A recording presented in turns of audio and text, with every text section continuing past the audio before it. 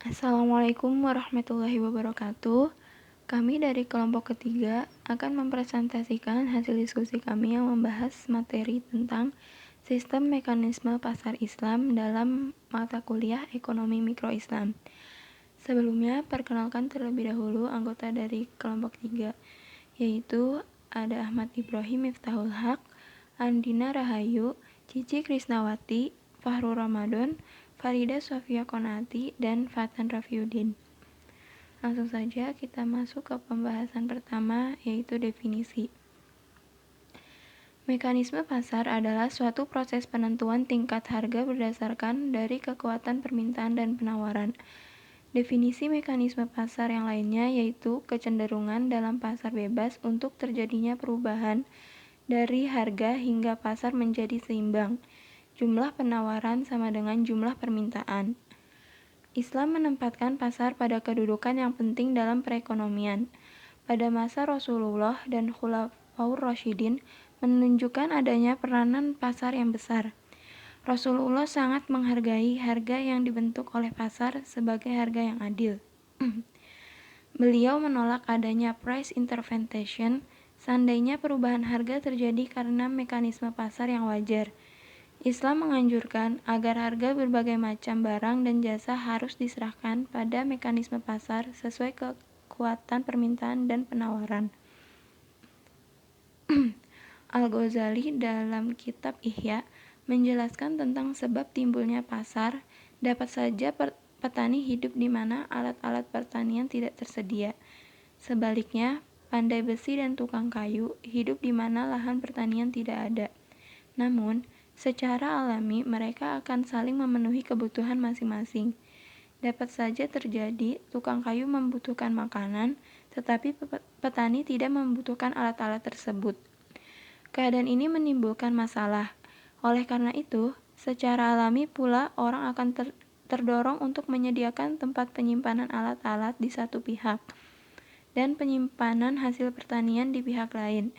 Tempat inilah yang kemudian didatangi pembeli sesuai kebutuhan masing-masing sehingga terbentuklah pasar. Oleh karena itu, pasar adalah tempat yang menampung hasil produksi dan menjualnya kepada mereka yang membutuhkan. Dan juga menyebutkan bahwa pasar timbul dari adanya double coincidence yang sulit bertemu. Maka untuk memudahkan adanya tukar-menukar dalam memenuhi kebutuhan, diciptakanlah pasar. Pembahasan selanjutnya yaitu dalam ajaran Islam, pemerintah tidak dibenarkan memihak kepada pembeli dengan mematok harga yang lebih rendah atau memihak pada penjual dengan mematok harga yang lebih tinggi. Kebijakan mematok harga tanpa sesuatu alasan yang jelas dan bisa diterima sesuai prinsip-prinsip keadilan merupakan hal yang haram atau tindakan yang zolim. Dalam tiap kebijakan yang diambil oleh pemerintah, yang harus diutamakan adalah kesejahteraan yang sebesar-besarnya bagi semua pihak.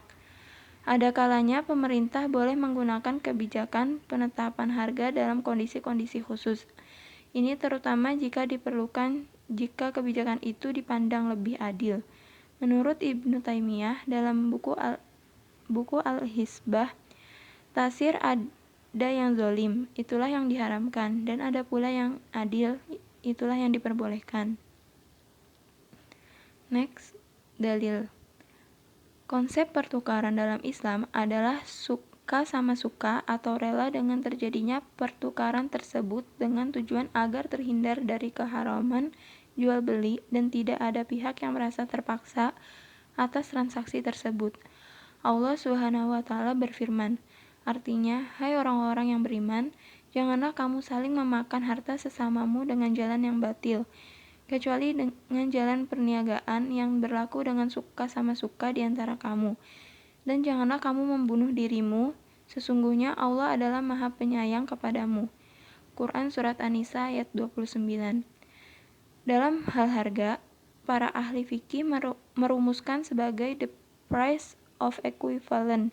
Pentingnya pasar tidak hanya dilihat dari kebutuhan fisik luarnya saja atau terdapatnya kecurangan atau hanya menguntungkan satu pihak, seperti yang terdapat dalam Quran Surat Al-Baqarah ayat 275, yang artinya, orang-orang yang makan atau mengambil riba tidak dapat berdiri melainkan seperti berdirinya orang yang kemasukan syaitan lantaran tekanan penyakit gila. Keadaan mereka yang demikian itu adalah disebabkan mereka berkata atau berpendapat, sesungguhnya jual beli itu sama dengan riba, padahal Allah telah menghalalkan jual beli dan mengharamkan riba. Orang-orang yang telah sampai kepadanya larangan dari Tuhannya, lalu terus berhenti dari mengambil riba, maka baginya apa yang telah diambilnya dahulu sebelum datang larangan, dan urusannya terserah kepada Allah. Orang yang kembali mengambil riba, maka orang itu adalah penghuni-penghuni neraka. Mereka kekal di dalamnya. Islam menegaskan bahwa di dalam suatu pasar harus berada di atas prinsip persaingan bebas. Namun, bukan berarti kebebasan tersebut berlaku mutlak untuk semua. Akan tetapi, kebebasan yang dibalut oleh nilai-nilai aturan Islam tidak mengharapkan adanya intervensi dari pihak manapun, tanpa terkecuali intervensi dari negara dengan adanya otoritas penentuan harga jual beli di pasar, karena pada dasarnya penentu harga di pasar itu adalah pasar itu sendiri dengan melihat bagaimana pasar itu berjalan. Oke. Prinsip-prinsip dasar. Ar-ridho. Segala transaksi yang dilakukan haruslah atas dasar kerelaan antara masing-masing pihak. Freedom contract.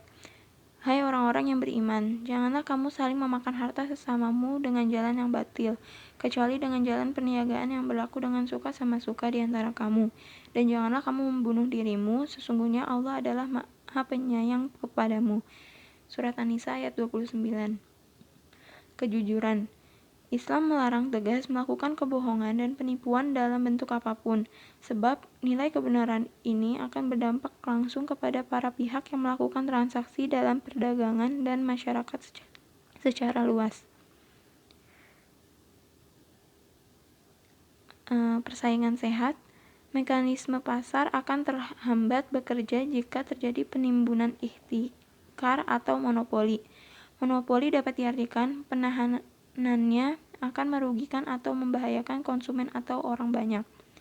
Keterbukaan serta keadilan. Transaksi yang dilakukan dituntut untuk berlaku benar dalam pengungkapan kehendak dan keadaan yang sesungguhnya. Yang terakhir, persaingan sehat. Mekanisme pasar akan terhambat bekerja jika terjadi penimbunan ihtikar atau monopoli.